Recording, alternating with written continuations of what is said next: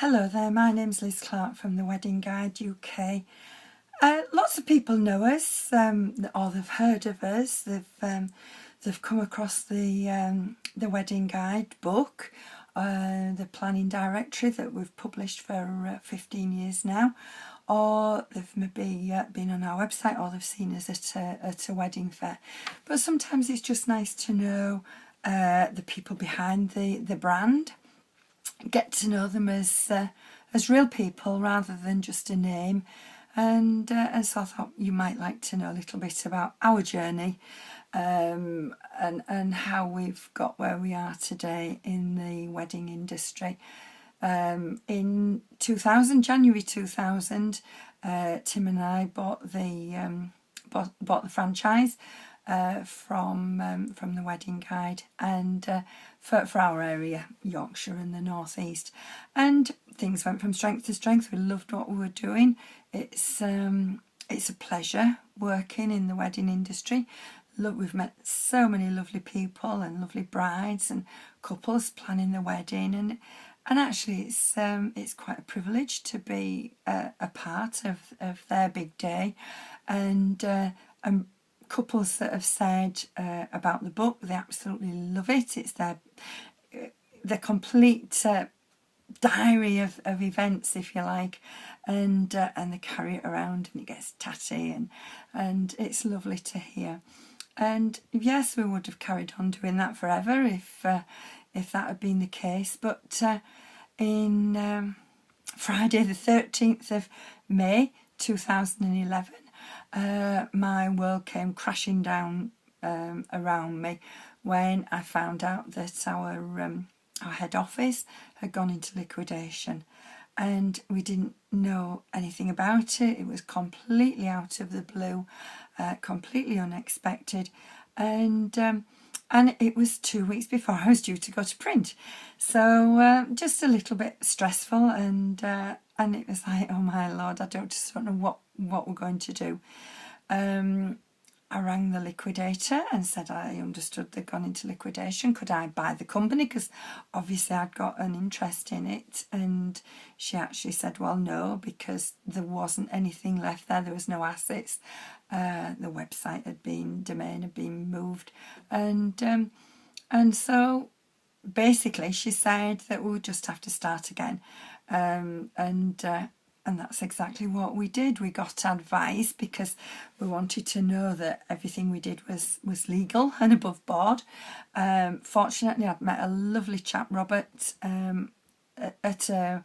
about 3 years before, and he was an expert in franchise law and everything to do with franchising. And at the time, he'd actually given me his card and told me if ever I needed him to give him a call.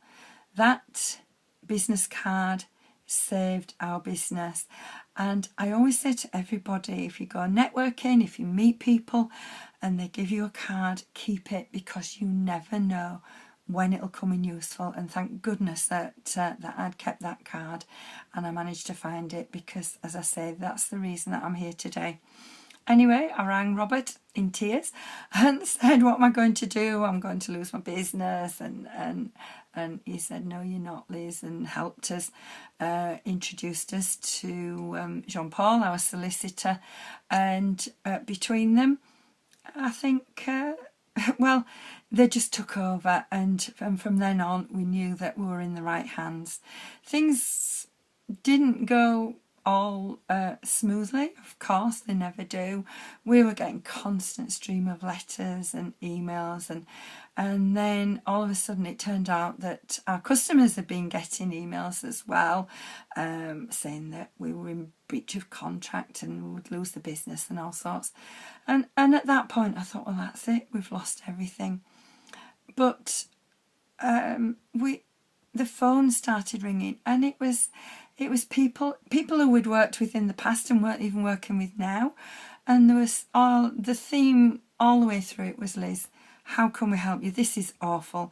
But everybody was saying, but we work with you, Liz. We're not actually bothered what anybody says because we know you, and we know this person isn't you that they're talking about. And and at the end of that horrendous day, when I genuinely thought we'd lost everything, we were just overwhelmed by the support, the love that we were offered, and it was very humbling. Even that people cared enough to pick up the phone. They knew how devastated we were, and just to make that effort to pick the phone up, send us emails, send us messages through Facebook and what have you, that was very, very humbling. And the message really is that, as I always say, people do business with people.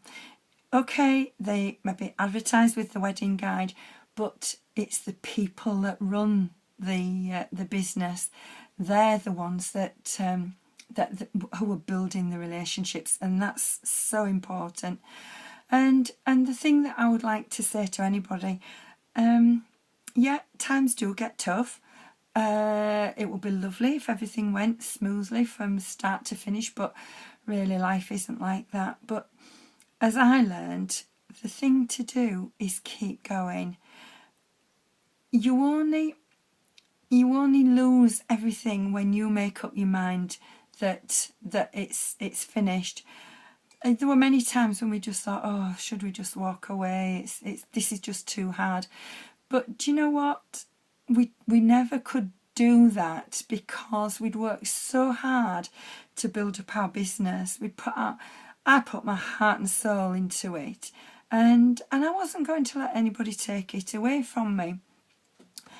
And I think that's it, persistence. I think persistence is the word. If a thing is worth fighting for, just do it. And when you get to rock bottom, do you know what? There's only one way that you can go. When you're right down and there's no further that you can go, well, the only way you can go is up. And believe me, I'm living proof that it works. And yes, like I say, maybe it was taking the easy way out to just give up and say, oh, it's too hard, I can't do it. But that's quitting, isn't it? And I've never been a quitter. And like I say, when you've worked so hard, it's worth fighting for. And maybe it was never even anticipated that I would put up a fight. But hey ho, here we are. It's probably the worst thing in our lives turned out to be the best thing in our lives, because we'd managed to turn it round. We had to start again from scratch, complete rebrand. I'd had 10,000 carrier bags delivered with the old logo on only the week before.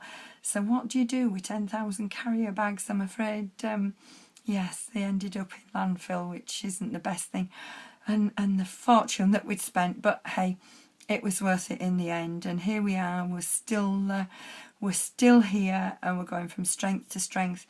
And actually, the good thing is that now we've got our own business, we can do what we want. We can listen to our customers, we can ask them what they would like, and we can put it into action. And so, yeah, we're here to tell the tale. And sometimes when you think it's the end of the world, actually maybe it's not. It's only the end of the world when you let it be.